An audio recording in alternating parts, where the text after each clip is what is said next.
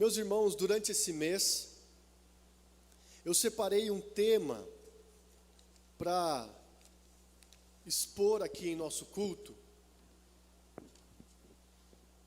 que é sobre o oficialato. Afinal, a primeira responsabilidade de uma igreja, ou uma das primeiras responsabilidades de uma igreja, é eleger os seus oficiais, que são presbíteros e diáconos.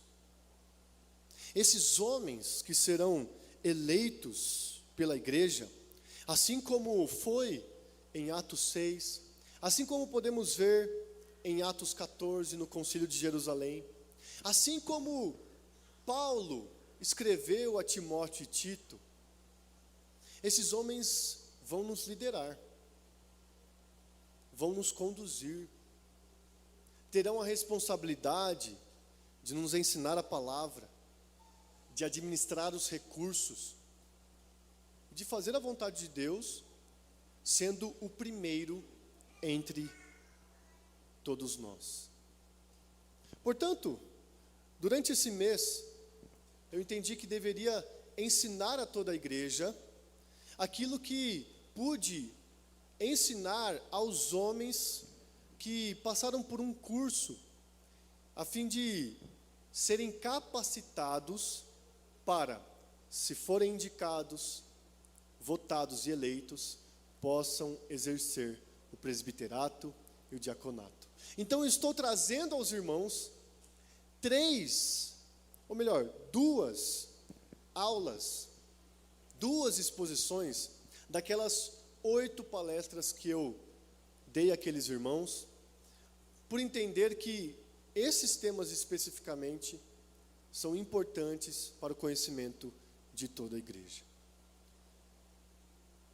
No primeiro domingo, nós vimos sobre a igreja ser um organismo vivo, ao mesmo tempo uma instituição visível, e que tem como cabeça, como rei, como chefe, o Senhor Jesus Cristo.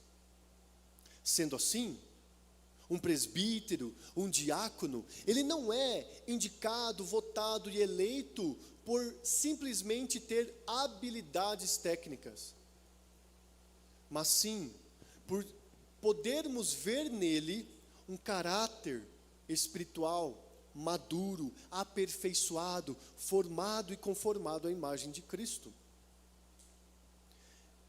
Porque a igreja é um organismo vivo, é um organismo espiritual. Não somos apenas uma placa, somos o corpo de Cristo que se reúne aqui. Parte deste corpo está reunido aqui para adorar a Deus. Seus líderes, portanto, precisam buscar esse caráter espiritual. E é isso que nós passamos a ver no último domingo. As qualificações bíblicas para presbíteros e diáconos. E daquela lista que Paulo traz a Timóteo, para fins didáticos, eu decidi resumir em 4 grandes áreas, que nos ensinam o que nós devemos perceber num homem que nós vamos indicar, votar e eleger para ser nosso representante aqui nessa igreja local. E nós vimos essas qualificações a partir de um texto da palavra de Deus, que é o texto de 1 Timóteo, capítulo 3, versos 1 a 12, que eu vou fazer a leitura mais uma vez, e depois vou recapitular com os irmãos os pontos que nós vimos no domingo passado. Portanto, eu peço que os irmãos prestem atenção na leitura da palavra do Senhor, que nos diz assim: fiel é a palavra. Se alguém deseja o episcopado, excelente obra almeja. É necessário, pois, que o bispo seja irrepreensível, esposo de uma só mulher, moderado, sensato, modesto, hospitaleiro, apto para ensinar. Não dado ao vinho nem violento, porém cordial, inimigo de conflitos, não avarento, e que governe bem a própria casa, criando os filhos sob disciplina com todo o respeito. Pois se alguém não sabe governar a própria casa, como cuidará da igreja de Deus? Que o bispo não seja recém-convertido, para não acontecer que fique cheio de orgulho e incorra na condenação do diabo. É necessário também que ele tenha bom testemunho dos de fora, a fim de não cair na desonra e no laço do diabo. Do mesmo modo, quanto a diáconos, é necessário que sejam respeitáveis, de uma só palavra, não inclinados a muito vinho, não gananciosos, conservando o mistério da fé com a consciência limpa. Também estes devem ser primeiramente experimentados, e caso se mostrem irrepreensíveis, que exerçam o diaconato. Do mesmo modo, quanto a mulheres, é necessário que elas sejam respeitáveis, não maldizentes, moderadas e fiéis em tudo. O diácono seja marido de uma só mulher e governe bem os seus filhos e a própria casa. Que o Senhor então nos abençoe na exposição de sua santa e bendita palavra. Irmãos, na semana passada, no domingo passado, nós vimos primeiramente o foco do apóstolo Paulo em dar essas qualificações. É importante entender que aqui ele não traz uma lista completa, exaustiva, das qualificações que um oficial deve ter. Certamente isso é um ponto de partida, isso é crucial, isso é fundamento, isso é essência. Por isso ele tem um foco, e o foco dele já estava nas Escrituras desde a primeira eleição de oficiais. Quando lá em Atos, no capítulo 6, verso 3, nós vemos assim: homens de boa reputação, cheios do Espírito e de sabedoria. Qual foi o ensinamento, o direcionamento do apóstolo Pedro para a igreja primitiva eleger homens que supervisionariam o cuidado com as viúvas gregas? Mais do que terem habilidades técnicas, devem ser homens com caráter espiritual aperfeiçoado, testado, amadurecido. Esse é o foco do apóstolo Paulo. Uma vez que a igreja não é mera placa, não é mera instituição, não é mero CNPJ, os seus oficiais devem ser espiritualmente maduros. E então, nós vimos já duas categorias dessas qualificações. A primeira delas é a integridade. Daquelas qualificações que o apóstolo Paulo colocou a Timóteo, nós vimos que, resumidamente, em primeiro lugar, um oficial deve ser íntegro. De que modo? Ele deve ser irrepreensível, esposo de uma só mulher, respeitável, de uma só palavra e ter a consciência limpa. Foi isso que nós enfatizamos dentro dessa categoria da integridade. Quando olhamos para um presbítero e para um diácono, não olhamos para alguém esperando que este alguém seja perfeito, mas que este alguém seja maduro, testado, experimentado, aperfeiçoado, irrepreensível, seja homem de uma só mulher. E certamente não é o tempo de membresia, desde que não seja recém-convertido, que vai determinar isso. O próprio Davi, no Salmo 119, vai dizer que ele era mais sábio que os mestres, porque ele se detinha na lei do Senhor.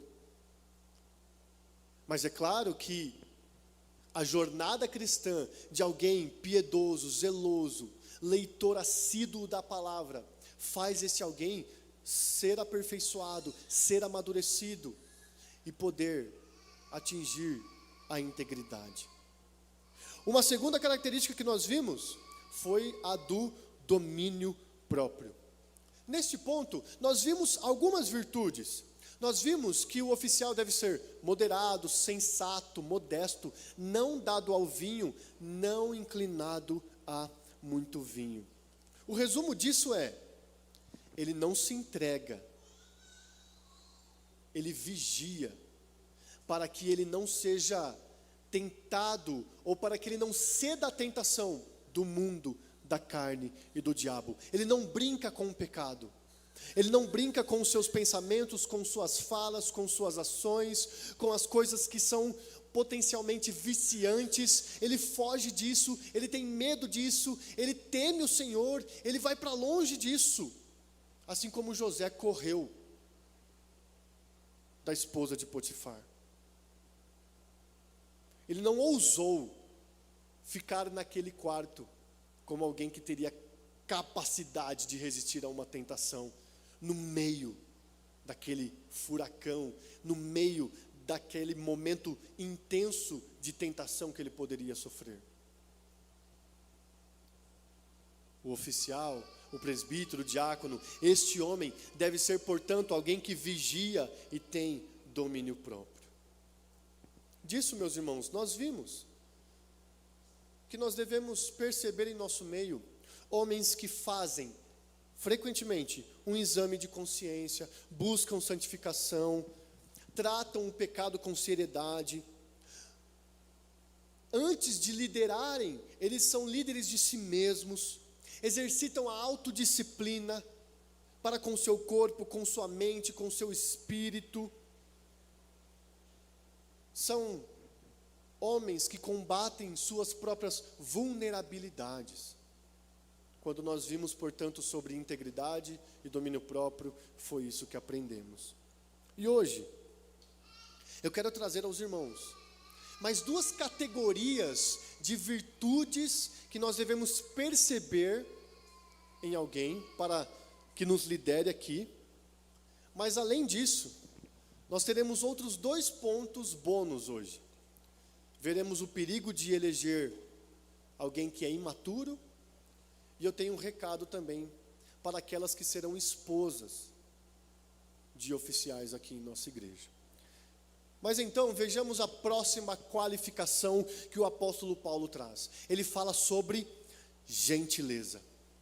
Meus irmãos, um homem em quem nós percebemos que pode ser líder entre nós, que pode ser o primeiro entre os iguais, ele precisa ser gentil. Ele não pode ser alguém violento, arrogante. Ele precisa cultivar gentileza. E isso está resumido nos versos 2, 3 e também quando Paulo escreveu a Tito, quando ele diz que o bispo deve ser hospitaleiro, nem violento, porém cordial, inimigo de conflitos. E a Tito, Paulo escreve: é indispensável que o bispo, por ser encarregado das coisas de Deus, seja irrepreensível, não arrogante, alguém que não se irrita facilmente, não apegado ao vinho, não violento, nem ganancioso. As virtudes que nós veremos aqui, nessa categoria da gentileza, nos mostram que um oficial, um presbítero, um diácono, ele deve priorizar tolerância, amor e benignidade. Vejam, quando falamos tolerância, essa pode ser uma palavra mal interpretada, principalmente em nossos dias. Não estamos falando sobre tolerância ao pecado deliberado, ao pecado não confessado, ao pecado frequentemente cometido sem arrependimento. Não estamos falando sobre tolerância nesse sentido. Estamos falando sobre tolerar, amar e ser benigno para com os seus irmãos. E isso é mostrado já na primeira característica que Paulo traz. Os bispos devem ser hospitaleiros. E vejam, quando a gente pensa em hospitalidade, a gente pensa já alguém recebendo a gente em casa, preparando um café, fazendo um almoço, alguma coisa assim, não é mesmo? Fulano é hospitaleiro. Quando eu fui na casa dele, ele preparou uma comida muito gostosa para mim. Ou a gente já pensa em pessoas que puderam nos hospedar, podemos passar uma noite, né, na casa desses irmãos.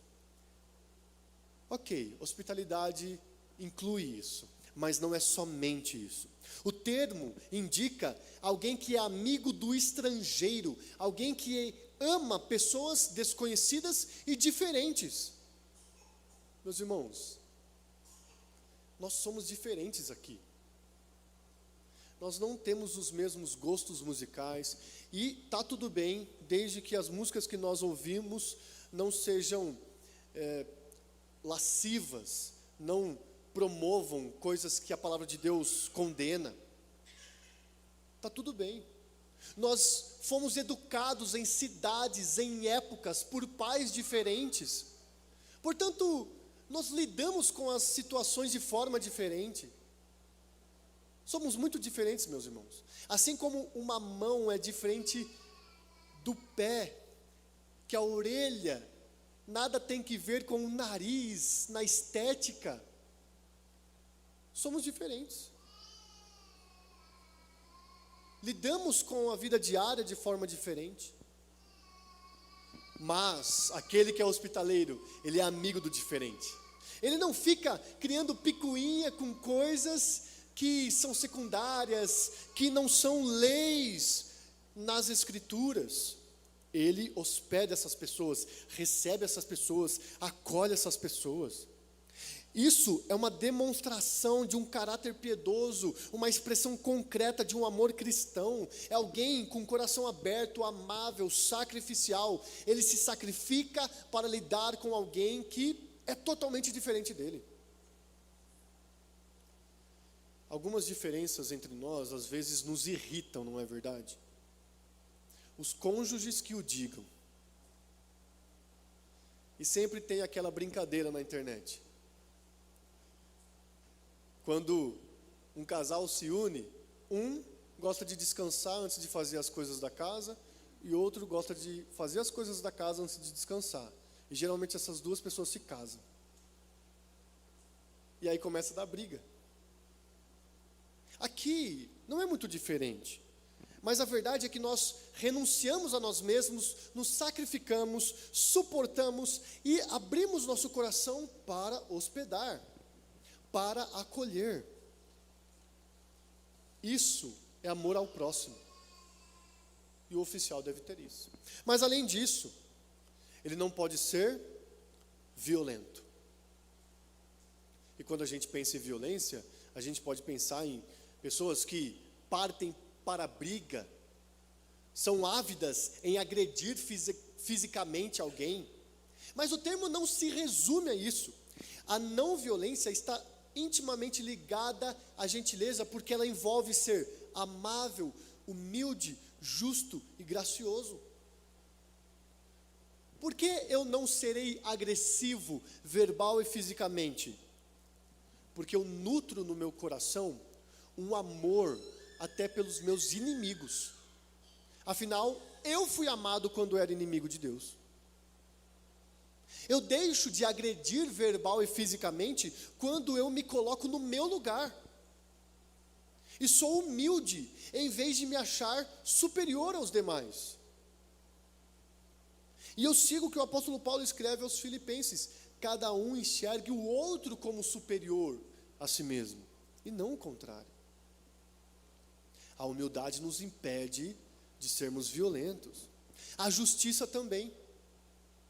Porque geralmente a violência pode estar ligada à desproporção. Alguém faz algo contra mim e eu aumento a aposta com agressões verbais e físicas. Geralmente os pais precisam tomar cuidado para que não agridam seus filhos quando forem corrigi-los fisicamente. A correção física é uma ordenança de Deus, é sabedoria bíblica, mas nunca agressão. Às vezes os pais ficam eles se sentem tão rebelados.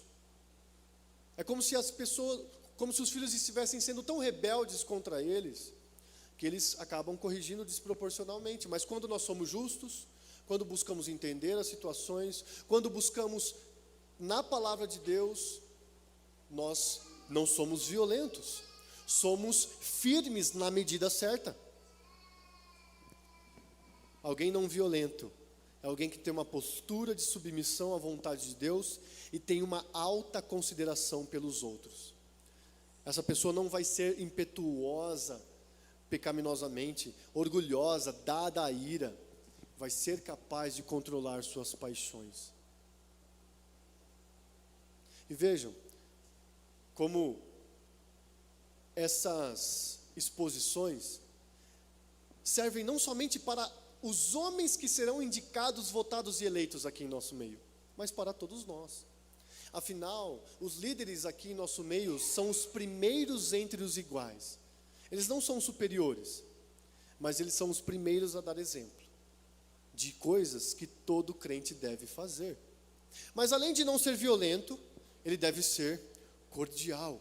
Ou seja, ele tem um espírito que busca a edificação e a reconciliação. Ele sempre traz palavras de perdão, busca reconciliar a si mesmo com os irmãos, uns irmãos com os outros, sempre terá um ânimo longo para suportar aos irmãos, mesmo que esses irmãos sejam muito diferentes, incorram em provocações, em irritações, em pecados. Será cordial.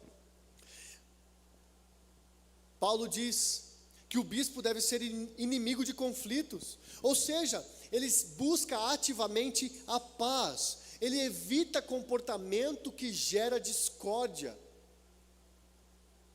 Você certamente já viu irmãos, enquanto crianças, interagindo. O irmão mais novo sempre gosta de provocar o mais velho. E ele pega na ferida por vezes. Ele fica imitando, aí o irmão mais velho fala: mamãe, está me imitando aqui. E aí ele dobra a aposta, faz mais vezes, intensifica a imitação. Ele identifica, e o mais velho faz isso também, obviamente. Os irmãos identificam com o que o outro se irrita, e ele passa a fazer aquilo intencionalmente. Alguém que é inimigo de conflitos age ao contrário disso. Ele impede que amarguras destruam as relações, ele cultiva o amor, ele não gera discórdia, ele atenua, diminui a animosidade. Sejam quais forem as situações que os irmãos estão passando. Mas por fim, na gentileza, nós vemos que o bispo, o presbítero, o oficial, não deve ser arrogante. Meus irmãos, certamente uma característica que impede a hospitalidade e a não violência e promove conflitos é a arrogância. Arrogância é nos colocarmos num lugar que não é nosso, é nos acharmos melhor do que realmente somos. E então, isso impede a hospitalidade, a não violência, a cordialidade, isso promove conflitos por causa da arrogância. Nós temos algumas aplicações aqui. Devemos perceber nos nossos irmãos que eles buscam ter relacionamentos que expressam o caráter de Cristo. Cristo não amou somente pessoas iguais a Ele. Ele amou os diferentes. Inclusive, Ele juntou os diferentes. Dentre os 12 discípulos, tinha Simão o Zelote, que se nós fôssemos traduzir para a nossa época, era um partido revolucionário que queria tomar o território de Israel à força dos romanos. Queriam pegar em armas e tirar os romanos à força daquele território. Esses eram os zelotes. E eles odiavam profundamente uma classe de judeus, os publicanos, ou seja, os cobradores de impostos. E Jesus vem e chama Simão o Zelote para ser seu discípulo, vem, chama Mateus, Levi, o publicano, cobrador de impostos. E ele fala: vocês vão caminhar juntos. eu amo vocês e vocês devem amar uns aos outros. Além disso, devemos ter submissão das emoções e reações ao domínio do Espírito Santo. Não devemos olhar para nós e dizer o seguinte, prestem atenção, eu sou assim mesmo. Essa é a minha personalidade, esse é o meu temperamento, é assim que eu nasci, é assim que eu vou seguir. Errado, pecado, engano. O Espírito Santo, ele não olha para nós e nos enquadra a uma personalidade. Se ele nos regenerou, é porque ele vai nos conformar à imagem de Cristo. E eu devo submeter minhas emoções e reações ao domínio dele. E eu devo perceber como um homem faz isso aqui para que ele venha a ser meu líder. E ele deve ser um instrumento de paz, reconciliação e comunhão. E uma última característica, meus irmãos, que eu quero trazer, antes de pontuar mais duas breves coisas aqui aos irmãos, é que nós devemos perceber, num homem a quem vamos indicar, votar e eleger, a liderança. Meus irmãos, Deus quer que homens sejam líderes. Isso está nas Escrituras. Isso é bom que seja assim. Mas nem todos os homens amadureceram, aperfeiçoaram em si mesmos a liderança. Mas nós devemos perceber aqueles que são líderes, para que eles possam ser líderes aqui no nosso meio. E o apóstolo Paulo, ele escreve isso, tanto a Timóteo quanto a Tito. Ele vai dizer o seguinte: e que governe bem a própria casa, criando os filhos sob disciplina, com todo respeito. Pois se alguém não sabe governar a própria casa, como cuidará da igreja de Deus? O diácono seja marido de uma só mulher, e governe bem os seus filhos e a própria casa. E a Tito, Paulo escreveu que tenha filhos crentes, que não são acusados de devassidão, nem são insubordinados. Vejam, meus irmãos, o apóstolo Paulo, ele é claro que governar bem a própria casa significa demonstrar liderança eficaz e piedosa no ambiente familiar. Novamente, você não vai encontrar nenhum homem que seja perfeito em sua liderança. Certamente, um líder piedoso, ele já teve de olhar nos olhos dos seus filhos, nos olhos de sua esposa e pedir perdão por ter falhado, por ter exagerado, por ter pecado, porque ele não é perfeito. Mas certamente, um homem a quem Deus se agrada e deseja que lidere o seu povo, ele vai começar essa liderança eficaz e piedosa dentro do lar. Para com as esposas, afinal, nós vemos isso no texto ali, ele vai mostrar zelo e coragem para corrigir excessos com amor e paciência. Meus irmãos, os maridos são chamados a discipular suas esposas. E essa é uma tarefa difícil, porque nós somos pecadores e porque por vezes não sabemos lidar com a nossa esposa. Mas um bom líder, ele lida mostrando zelo e coragem para corrigir com amor e paciência. Ele promove uma comunicação clara. Além disso, nós percebemos que os filhos desse homem, eles são criados sob disciplina, com todo respeito, não são acusados de devassidão, nem são insubordinados, e certamente nós estamos falando de filhos que estão sob a guarda dos pais, a quem os pais têm a responsabilidade de sustentar e disciplinar e corrigir. E esses filhos devem ser crentes, respeitosos, eles devem ser separados da idolatria e do paganismo. Alguém que nós queremos que nos lidere, precisamos perceber como este alguém, como este homem, ele educa seus filhos. Ele quer que seus filhos andem nos caminhos do Senhor. Ele proíbe seus filhos de fazer certas coisas. Porque não tem aquele papo, principalmente aos pais de adolescentes, como eu vou impedir, ele já é um adolescente? É a sua função fazer isso. Então devemos perceber pais que corrigem, disciplinem, discipulem e proíbem seus filhos de fazer certas coisas, para que não sejam acusados de devassidão nem insubordinados. É por isso, meus irmãos, que no lar o homem faz renúncias, se sacrifica e deve ser o primeiro a servir, em vez de apenas mandar. Por isso a liderança na igreja se relaciona com a liderança no lar. Administrar uma igreja local é mais semelhante à administração de uma família do que à administração de um negócio.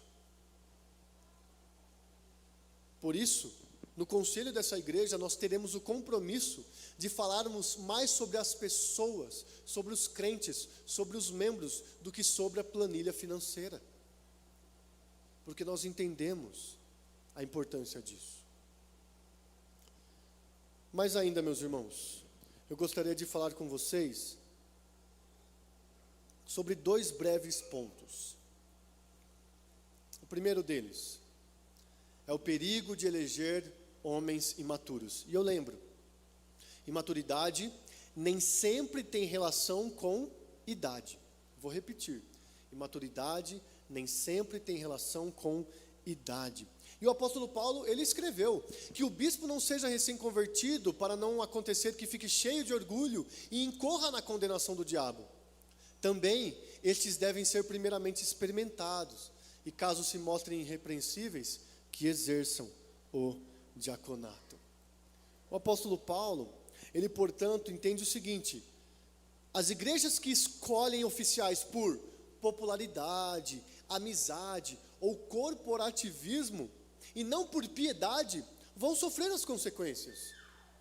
Eu não devo escolher um oficial porque eu gosto mais dele que de outro, mas eu devo indicar e votar em um homem em quem eu vou querer seguir, querer ser liderado, e portanto ele estará amadurecido e aperfeiçoado teologicamente para me liderar e para me conduzir. Ainda que não seja perfeito, eu vou admirá-lo, eu vou querer segui-lo. É necessário, portanto, que a gente perceba na vida deste irmão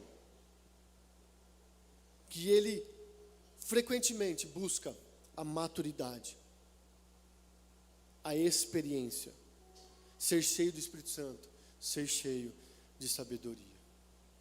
Por fim, eu gostaria de trazer uma palavra às esposas. Eu sei que nem todas as esposas aqui serão esposas, será uma esposa de um oficial, mas essa certamente é uma palavra a todas as mulheres, para que aquelas que serão esposas de oficiais